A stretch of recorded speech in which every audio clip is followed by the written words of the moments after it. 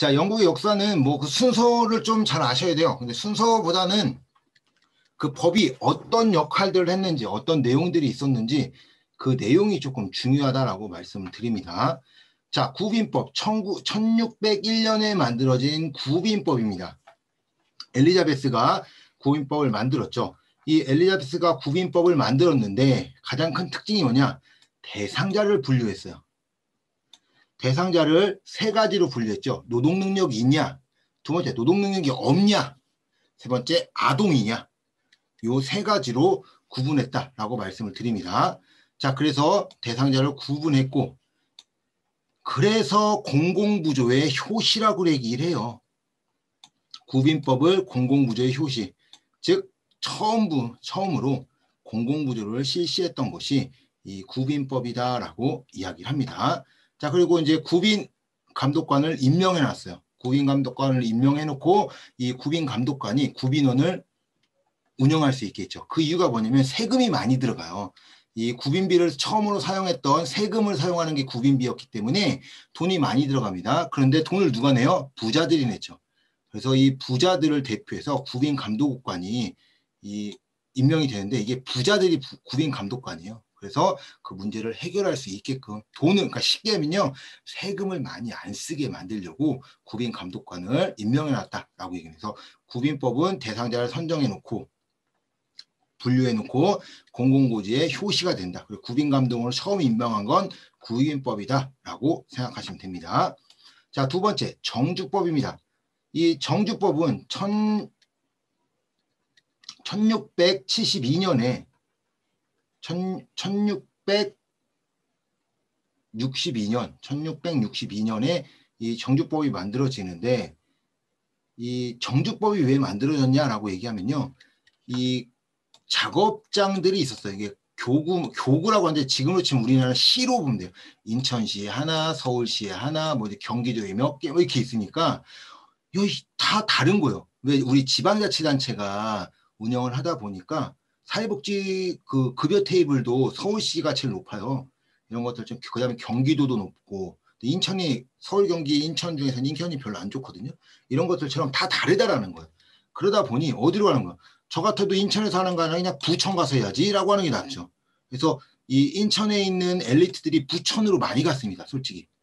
왜? 가깝고 인건비가 더 세니까 가까운 곳으로 많이 갔죠. 그래서 인천시에서도 뭐라고 했냐면 이런 유능한 사람들 뺏기면 안 된다고 이제 인건비를 조금씩 올리긴 했었는데 이런 것들처럼 정주법이 그건 거예요. 거주지 제한법이라고 얘기를 하면서 뭐라고 하냐면 일하고 있는 빈민들이 자꾸 일로 가. 이렇게 막 일로 갑니다.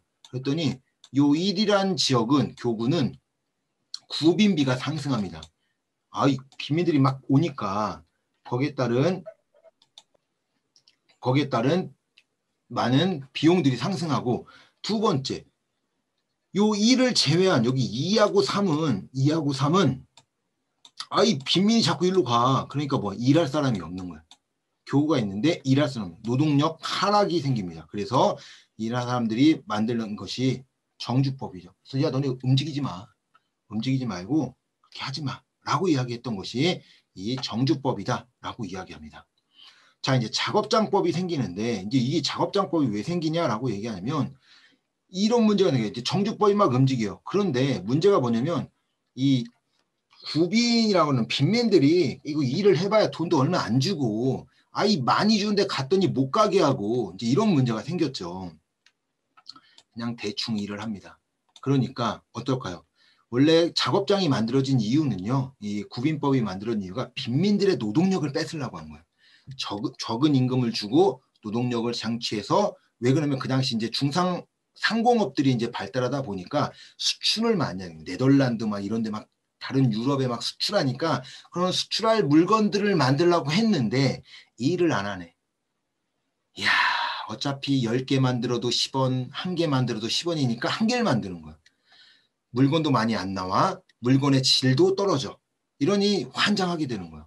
그러니까 구빈비가 막 올라가겠죠. 그러니 어떻게 하냐? 야, 너네 어차피 국가니까 그 당시 이제 유럽이 어느 정도로 무서웠냐면요. 쉽게 생각하면 갔더니 왕이 지나가다가 여기 되게 왜 이렇게 이 땅이 기름지고 좋아. 야 여기서 야 이 땅 주인 누군가 물어봐라 찾아봐라 그러면 누구라고 나오잖아. A입니다 라고 얘기해요. 그러면 A한테 가서 이 땅 50%만 달라고 그래. 그러면 왕이 갑니다. 왕 밑에 있는 사람 가서 그 지주라고 하겠죠. 그죠? 지주겠죠. 야 왕이 이 땅을 되게 좋아하시니까 50% 달라고 하는데 왕에게 바쳐라 라고 하면 어떻게 해야 돼요? 바쳐야 돼요. 안 바치면 어떻게 되냐? 왕이 군대 끌고 가서 그 사람 죽여버립니다. 죽여버리고 100%다 뺏어가요. 그러니 지킬 수밖에 없는 거예요. 시키면. 그런데 어떻게 하냐? 국가에서 계속 구빈비가 생기니까 안 되겠다. 야, 너 돈 많잖아. 작업장 사. 라고 얘기하는 거야. 뭐? 작업장 사라고. 라고 이야기해요. 이야, 이거 안 사면 나중에 난리 날 것 같고. 그러니 뭐 울며 겨자 먹기로 사는 거예요. 그랬더니 어떨까요? 내가 선생님들 쉽게 생각해요. 선생님들 딱 생각했을 때 딱 샀는데 말도 안 되는 이런 부채가 많은 이런 것들을 산 거예요. 부채가 많은 기업을 샀어요. 그러면 어떻게 해야 돼요? 이거 갚으려면 더 허리를 조여매야 되겠죠. 그래서 이 작업작법이 만들어진 이유가 구빈비 억제 정책 수단을 쓰면서 요거를 어떻게 민간업자에게 위탁시켜버리는 거예요. 민간업자에다 팔은 거예요. 그러니까 지주한테 팔았어. 그럼 얘는 어떻게 해야 돼요? 이야 이거 내가 이거 너무 야 밥을 무슨 세 끼를 먹어. 한 끼만 먹어. 라고 하면서 더 악랄하게 합니다. 그리고 그 당시에는 남자는 남자 작업자, 여자는 여자 작업자 이렇게 이제 구분돼 있었어요. 이제 국가가 시작하는 거니까. 자 민간에서 이제 사람이 이제 사장으로 바뀐 거죠. 이제 내가 이제 사장이야. 그러니까 야 뭐 남자든 여자든 왜 구분해? 합쳐. 그래서 혼합 산업자원을 만들어 버립니다. 그래서 민간이 운영하고 이런 문제점들이 생기는 거예요. 일반 혼합 작업자원을 만들어지고 좀 더 막 더 악랄하게 하니까 그런 문제점들을 해결하기 위해서 만든 것이 작업장법이다라고 말씀을 드립니다. 그런데 이런 문제를 해결하기 위해서 그래서 이제 민간 위탁업자에게 이제 이야기를 했죠. 그래서 이 민간업자들 이제 원내 구제를 시작하고 이제 이런 문제가 생겨서 작업장법을 만들었는데 그래도 이제 계속 악랄한 거예요. 안 되겠다. 그러면서 만든 게 길버트법인데 이 작업장의 인도주의화를 실시합니다. 야 악랄하게 하지 마. 악랄하게 하지 말고 좀 잘 해줘. 라고 얘기하는 거죠. 그러면 니네가 팔아먹지 말든가. 그러니까 웃긴 거예요. 국가가. 그러니까 지네가 팔아먹고 이런 문제들이 생기고 어차피 적자 나는 거 팔아먹어서 지네는 적자가 안 나니까 민간이 지네보다 더 심각하게 한다고 그것을 못하게 만든 거죠. 그래서 하지마. 인간 니네 그렇게 하지 말고 좀 잘해줘. 라고 하면서 인도주의화를 실시했던 것이 길버트법이에요. 인도주의화. 자 그러면서 뭐하냐. 원내구호 시키자. 원래는 무조건 원내구호였어요. 원내구제. 이제 원내구제라고 하고도 원내구호라고도 합니다. 이게 민간업자가 위탁이 된 원내구제인데 원래 구빈법, 정주법, 작업장법까지는 원내예요. 원내. 이게 무슨 뜻이냐. 내가 수급을 받기 위해서는 안에 들어가서 기숙사 같이 안에 들어가서 공장에서 일하고 잠자고 공장에서 일하고 잠자고 이랬던 거예요. 그랬더니 이제 길버트법 하면서 이제는 뭐냐. 야 원외 구호 시켜줄게. 그러니까 최초의 원외 구호는 요 녀석 길버트법에서 움직인 거예요. 최초의 원외. 그래서 최초의 원외 구호를 실시한 법은 누구냐라고 물어보기도 해요. 근데 그게 길버트법이다. 자, 왜 그러냐? 원외 구제로 허용한 이유가 무엇이냐라고 얘기하면요. 우리 쉽게 생각하면 이런 거예요. 야, 어차피 난 집도 있는데 이 일자리가 없어서 여기 왔더니 집도 못 가고 이러네? 이런 불만도 있었을 거고 우리가 쉽게 생각하면요. 선생님들 잘 보세요. 직장에서 기숙사까지 내줘. 그러면 거기서 씻고 먹고 지금 전기도 쓰고 뭐 이제 이런 지금으로 치면 그러면 어때요? 거기에 대한 운영비들이 더 많이 나가잖아요. 그러니까 이런 것까지 다 줄이려고 이제 집으로 가라고 했어요. 집에 가고 출근하다가 집에 가 이렇게 이제 퇴근시키는 원외 구호를 제일 먼저 시킨 것이 길버트법이다라고 이제 말씀을 드립니다. 그리고 아까는 이제 구빈 감독원이 있었잖아요. 구빈 감독원이라고도 해요. 구빈 감독원, 구빈 감독관 똑같은 의미입니다. 이런 사람들이 했는데 이제는 최초의 유급 구빈 사무원을 채용해요. 이제는 돈을 주고 뭐 한 거야? 직원을 써서 이제 시작합니다. 왜 그러면 이제 작업장의 인도화예요. 인도주의화.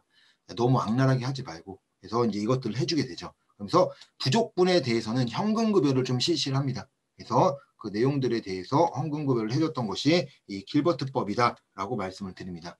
그 다음에 이제 스피넨랜드법이 나오는데, 자, 스피넨랜드법이 나오는데, 이 스피넨랜드법은 말 그대로 스피햄이라는 땅에서, 그러니까 지금으로 치면 서울시법 이런 거예요.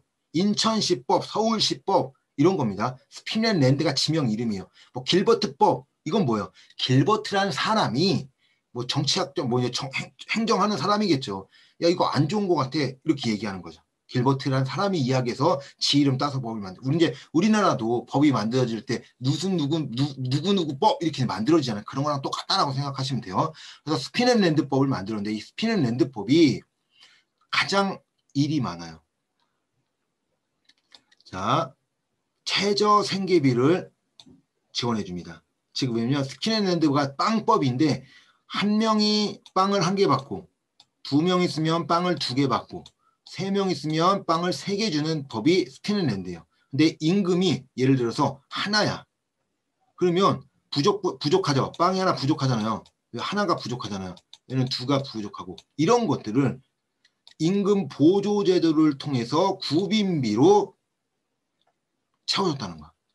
부진비로 채워주다 보니까 어떤 거예요? 거기에 따른 문제들이 생긴다라고 이야기하는 거죠. 그래서 최저 생계비가 있고 최저 생계비가 생기고 거기에 따른 임금 보조를 시켜줬다라고 이야기합니다. 그리고 이제 원외 구호를 확대시켜요. 야, 나가 그냥 나가.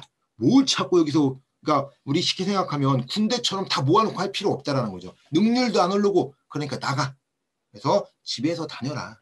그러니까 지금으로 치면은 시설급여를 주는 게 아니라 이용시설이죠. 이용시설 할 수 있도록 합니다.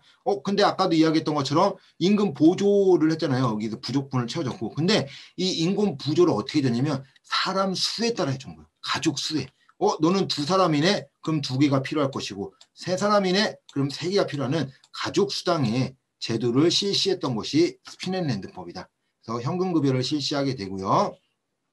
그런데 문제가 생깁니다. 좋은 거예요. 스피넨랜드법이 좋았어요. 최저 생계비, 임금 보조, 원액 가족 수당 이 3가지 있죠. 최저 생계비, 임금 보조, 가족 수당. 요거를 제일 먼저 실시했던 법은 스피넨랜드입니다. 최저 생계비, 임금 보조, 가족 수당. 그리고 원액 구호는 길버트법. 이렇게 뭐 구빈법은 뭐 대상자 분류, 공공부조의 효시 이런 게 이제 알고 계셔야 돼요.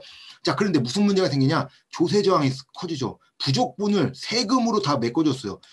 예전엔 1개면 됐는데 지금 막 2개, 3개 내래. 세금을 많이 내니까 짜증나서 이제 조세 저항이 나타나고, 2번째, 야, 어차피 내가 열심히 일해봐야 돈을 많이 못 받아요. 그 이유가 뭐냐면, 야, 어차피 내가 2개 주면 2개 주나, 넌 2명이니까 2개 주면 똑같고, 넌 3명인데 2개 주면 임금 보조로 1개 더 받지. 넌 4명이네? 그럼 너는 2개 더 받네? 라고 이야기하는 거야. 그러니까 어차피 2개 주나 내가 1개 줘도 너는 임금 보조 하나 더 받을 거고 너는 2개 받을 거고 너는 3개 받을 거 아니야. 어차피 그러나 너는 받는 금액은 똑같잖아. 틀린 얘기가 아니거든. 맞아요. 그러니까 뭐냐 쉽게 얘기하면 그게 떨어져요. 저임금이 이제 활성화가 됩니다. 그러니까 저임금의 보편화라고 할까요? 저임금 받는 게 맞게 되는 거예요. 왜 그러냐면 부족분을 세금으로 주니까 내가 사장이어도 돈을 안 주려고 하는 거죠. 이 어차피 하나 주나 2개 주나 3개 주나 똑같은데 뭐하러 주냐? 하나 주면 되지? 이렇게 들어가는 거예요. 그랬더니 노동자가 이제 반기를 듭니다. 야, 일 안 해. 일 안 할 거야. 어차피 해봐야 하나밖에 안 주는 거 내가 열심히 하면 뭐하냐? 라고 하면서 근로의욕에 저하가 생긴 것이 스피넨랜드다. 이 녀석 중요해요. 시험이 이제 좀 자주 나오는 게 이 녀석이에요. 스피넨랜드다라고 말씀을 드립니다. 왜 자주 나오냐? 문제 낼 게 많아, 낼 게. 뭐 이런 가족수당이라든지 이런 것들, 뭐 이야기들이 많아서요. 충분히 낼 수 있다라고 말씀을 드립니다. 자, 공장법입니다. 공장법. 공장법이라고 하는 것은 아동 근로 조건을 개선한 거예요. 그 당시 막 9세 미만도 막 일을 하고 뭐 청소년 아이들 막 6시간 일을 하고 막 이랬었거든요. 그래서 그런 아이들을 일을 이제 줄이게끔 일을 줄이게끔 그 시간들을 조정했다. 뭐 야간 노동을 금지시킨다든지 9세 미만은 노동을 시키면 안 된다든지 뭐 5살, 6살짜리에 막 불러갖고 막 일시켰으니까 그런 것들 안 되게 근로 조건을 했던 시기가 공장법 1883년이에요. 1883년에 공장법이 만들어진다. 자, 그러면서 만들어진 것이 드디어 나온 거죠. 스피넷랜드법을 없애버리기 위해서 만든 신구빈법입니다. 왜 그럴까요? 이놈의 스피넷랜드법 때문에 조세저항 생기고 구빈비만 엄청나게 올라가니까 이 부자들 입장에선 이거만큼 악법이 없는 거예요. 내가 왜 세금을 이렇게 내야 돼? 이렇게 생각을 하면서 만든 게 신구빈법이다라고 이야기합니다. 그래서 신구빈법은 세 가지를 이야기합니다. 열등처우 원칙. 야, 구빈 작업장 와서 돈을 받는 사람들은 최저임금을 받는 사람보다 더 열등해야 돼. 라고 얘기하면서요. 투표권이라든지 이런 거 다 뺏어버립니다. 너네는 아무것도 정치뿐만 아니라 모든 거 아무것도 못해라고 했던 것이 이 열등처우 원칙. 두 번째, 작업장 수용 원칙. 야, 집에 가긴 무슨 집에 가. 이제는 작업장 안에만 있어. 원외 구호를 금지시켜버린 겁니다. 세 번째, 전국 통일의 원칙. 서울시 작업장이나 인천시 작업장이나 경기도 작업장이나 똑같다라고 얘기합니다. 급여가 똑같아요. 그러니까 어디 가봐야 소용없어. 그러니까 움직이지 마. 그냥 거기서 해라고 얘기했던 신구빈법입니다. 원래 열등처우 원칙, 작업장 수용 원칙, 전국 통일의 원칙은 우리 이제 왕립위원회가 만들어져요. 왕립위원회가 만든 6가지 원칙 중 3가지 원칙을 만들어서 가지고 와서 하는 것이 이 신구빈법입니다. 그래서 이 왕립위원회는 3가지가 또 뭐 있냐? 첫 번째, 이 방금 얘기한 스피넷랜드법 철폐죠. 없애버린 거. 스피넷랜드법. 그래서 막 돈 많이 들어가는 세금 많이 그거 없애버립니다. 그리고 우리가 쉽게 생각하면 야, 이거 같이 하면 안 돼. 라고 얘기하면서 야, 모든 것들을 중앙 통제시켜버린 거예요. 중앙 통제. 그래서 이 작업장 전국 통일의 원칙처럼 그 모든 똑같이 이제 하기도 했고 이제 행정을 중앙으로 옮기면서 그것을 함께 할 수 있도록 또 똑같이 하려고 했던 것들.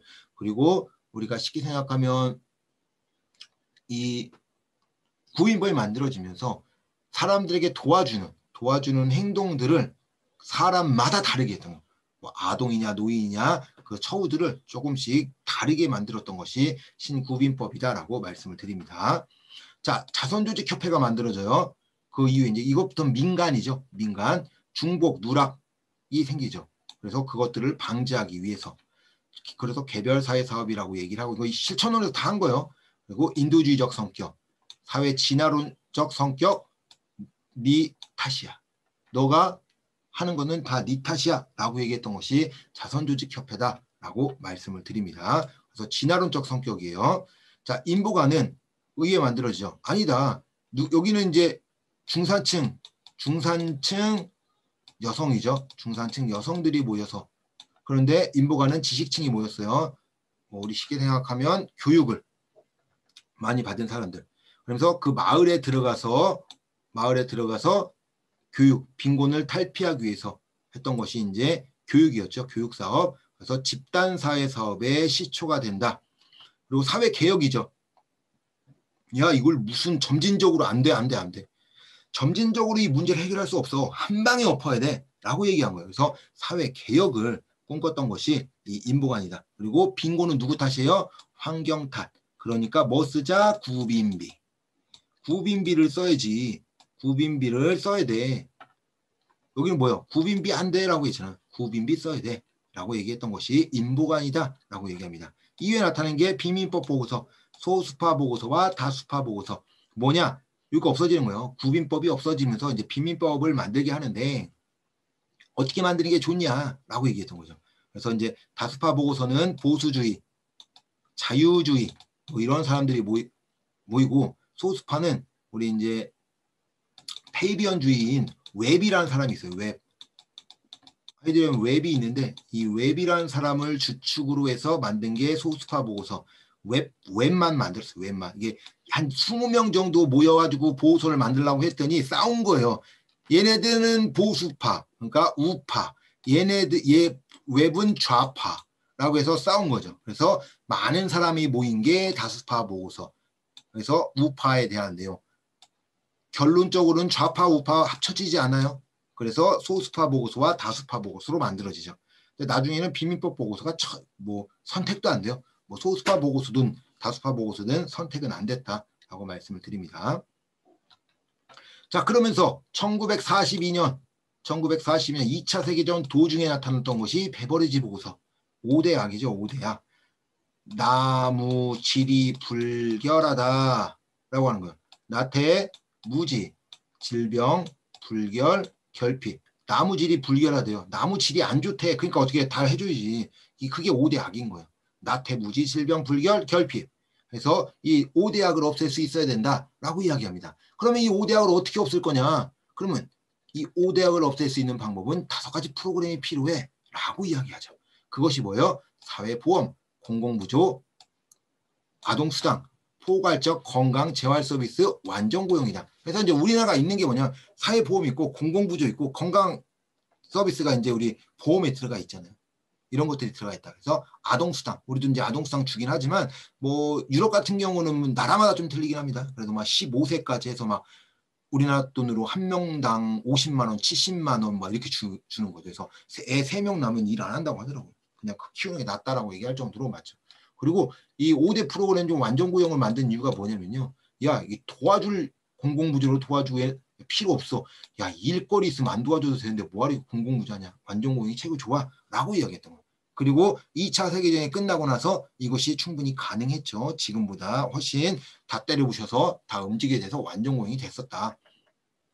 자, 이러면 5대 프로그램을 한대요. 근데 5대 프로그램 안에서도 야, 소득 보장을 해야 된다. 소득 보장을 위한 전제 조건이 필요하다라고 얘기해요. 그래서 아동수당, 포괄적 건강재활 서비스, 완전 고용하면 된다라고 이야기하는 거죠. 완전 고용해서 소득 보장을 위해서 아동수당, 이거 노인수당은 안 맞는 거예요. 노인수당은 아니에요. 노인수당은 안 맞는다. 아동수당 또는 가족수당으로 나와요. 노인수당으로는 안 나옵니다. 들어간다. 그래서 이 사회보험을 하기 위해서는 6원칙이 있다. 정액급여의 원칙 똑같이 줘야 된다. 균이랑 기여 똑같이 기여해야 된다. 행정책임의 통일화. 행정책임의 통일화라는 것은 어디 이제 어떤 행정을 하는 데 있어서 자 어디는 어떻게 하고 저기는 어떻게 이러지 말고 똑같이 하자. 그러니까 우리나라 보면 건강보험공단에서 급여를 다 이제 통합징수하는 거랑 비슷하다라고 생각을 하시면 됩니다. 자, 그리고 급여 수준의 적정화. 급여 수준이 적정화. 이게 뭐냐면 줬어. 급여를 줬어. 근데 우리가 쉽게 생각하면 저도 이제 아이가 있긴 하지만 이 아이 어린이집 들어가는데 35만 얼마가 나와요. 보육료가. 그러면 그 30 얼마를 다 주는 거예요.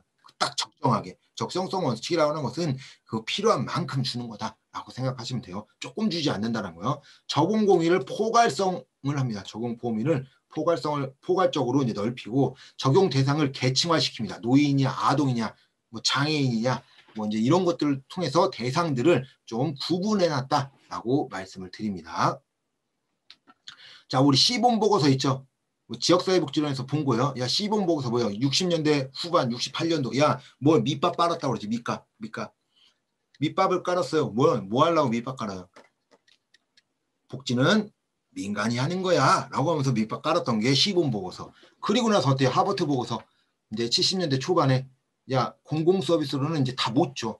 시범이 얘기했잖아. 이게 다 지역 주민들도 함께 해야 된다고. 그런데 봤더니 돈이 없어서 다 못 줘. 그러니까 어떻게 해야 돼? 민간도 해야 돼. 민간 외에 가족, 니네 있지? 가족하고 같이 하는 비공식 서비스 해야 돼. 라고 얘기했던 게 하버트 보고서.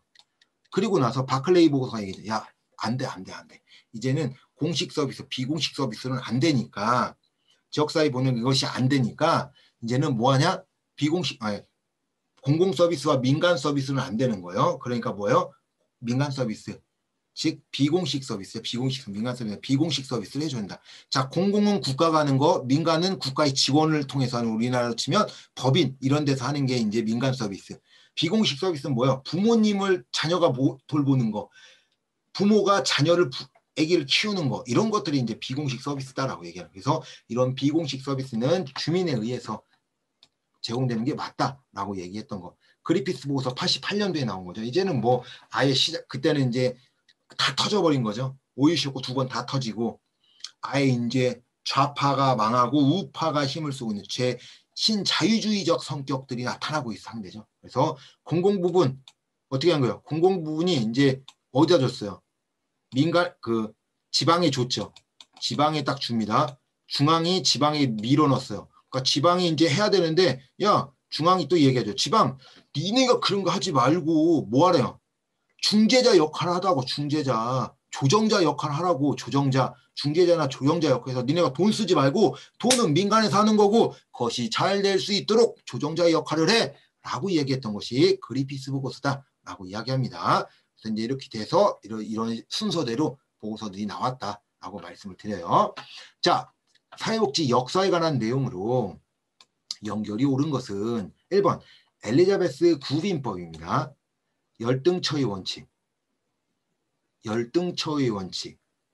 작업자가 최저 금액을 받는 사람들보다 더 열등해야 된다. 뭐요? 신구빈법, 개정구빈법에 대한 내용이다 라고 말씀을 드립니다. 2번 길버트법, 원외구호, 원외구제 허용.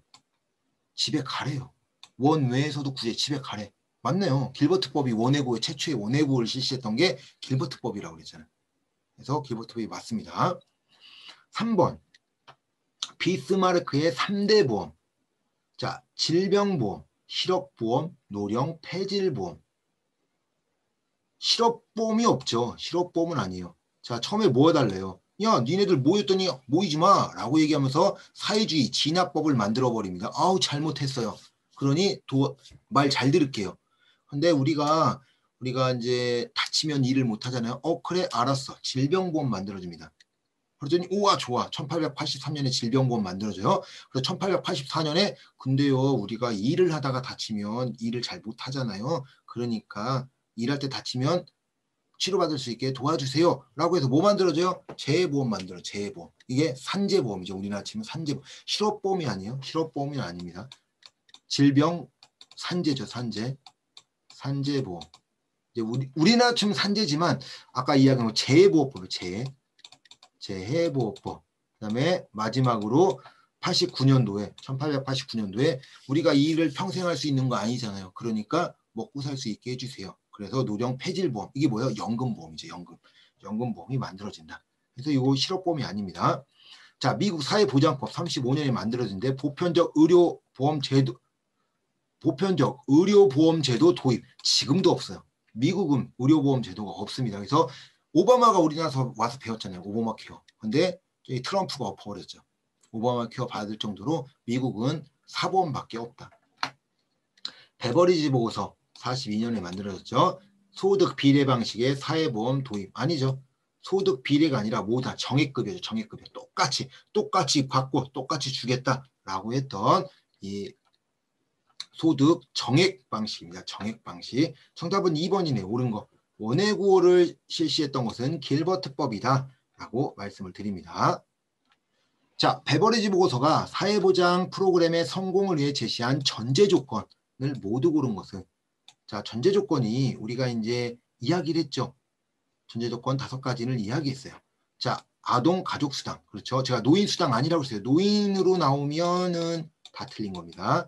완전 고용. 그렇죠. 고용해줘야 돼요. 왜요? 아까 이야기했죠. 완전 고용이 되면 공공부조를 안 줘도 되잖아요. 그래서 완전 고용 해주겠다. 포괄적 의료 및 재활 서비스. 그렇죠. 다치면 안 되니까 해줘라. 리얼 최저임금. 정답 나왔네요. 3번이죠. 3번. 왜요? 최저임금에 대한 내용 없었잖아요. 가족수당, 완전 고용, 포괄적 의료 서비스, 사회보험, 공공부조가 들어가야 돼요. 5가지였으니까. 그중에 2개 없는 것이 사회보험, 공공부조. 요 2가지가 없다. 최저임금에 대한 내용들은 빠져있다. 없다. 그 내용은 아예 없다라고 말씀을 드립니다. 자, 3번. 영국 사회복지의 역사에 관한 설명으로 옳은 것을 모두 고른 것은 영국의 역사에 이제 묶어버립니다. 자, 스피넨랜드법은 가족수당 제도의 시초로 불린다. 그렇죠. 시초로 불려요. 처음에 누가 한 거예요? 스피넨랜드법이 한 거예요. 스피넨랜드법이 이걸 하게 된다. 공장법은 아동의 노동 여건을 개선하였다. 그렇죠. 9세 미만은 아이 못하게 하고 9세 이상도 몇 시간 그래서 시간도 줄이고 야간을 못하게 만드는.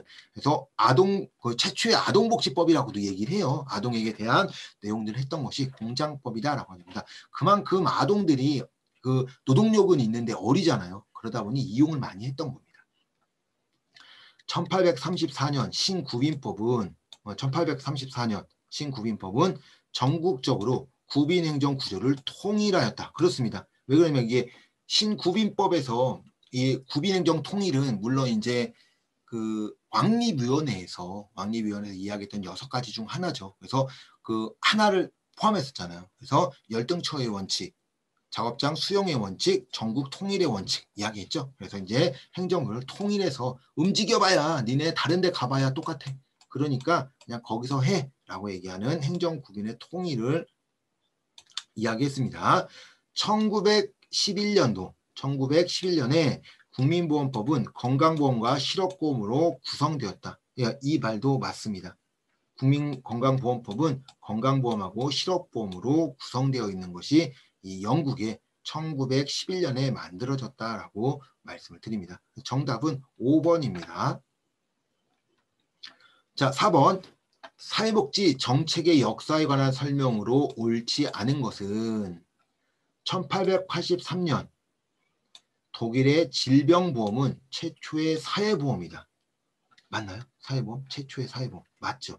1883년 건강보험, 질병보험이죠. 1884년 뭐야? 산재보험인 좋고 1889년에 우리나라 치면 연금보험을 만들어 달라고 얘기했으니까 이 내용은 맞습니다. 자, 우리나라의 건강보험과 국민연금 중 적용 범위가 농어촌까지 먼저 확대된 것은 국민연금이다. 아니요.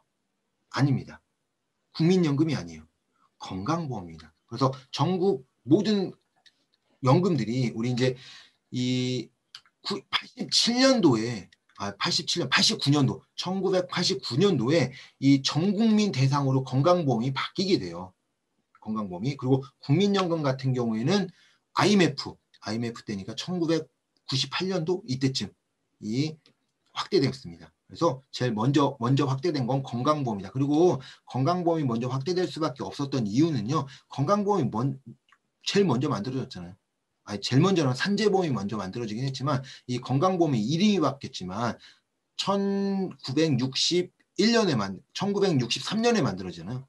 그래서 이제 의료보험이 먼저 만들어졌기 때문에 이런 범위 확대들이 훨씬 빠르다. 연금보험은 86년이니까 훨씬 더 느리다라고 이야기할 수 있습니다. 1980년대 미국에서 의료부조, 메디케이드, 요보아동 부조, AFDC 등의 공공급여 수준이 삭감되었다. 그렇죠. 이게 메디케이드, 메디케어, AFDC 이게 누가 만든 거예요? 1960년대 존슨 대통령이 빈군과의 전쟁에서 만든 거죠. 그리고 또 하나 헤드스타트. 이 4가지를 만들었는데 80년대 들어오면서 존슨 대통령의 이런 정책들이 너무 좋았어요. 근데 80년대 오일 쇼크로 인해서 미국 같은 경우 오일 쇼크 그다음에 전쟁 월남 전쟁 패했죠. 이런 것들 때문에 돈이 많이 들어가요. 그러면서 어디 더 힘들었을까? 돈이 없으면 신자유주의적으로 하면서 모든 걸 민영화 시켰지만 근데 뭐 조금 미국 같은 경우 민영화 시킬 것도 없었죠.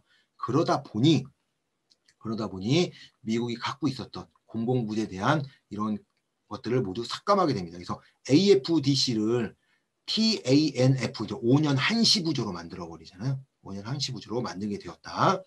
자, 우리나라의 최저임금 제도는 1986년에 만들어졌다. 자, 우리나라의 최저임금은 86년에 만들어집니다. 그리고 제정돼서 88년에 시행되었습니다. 최저임금은 86년에 만들어서 88년도에 시행되었습니다. 자, 5번.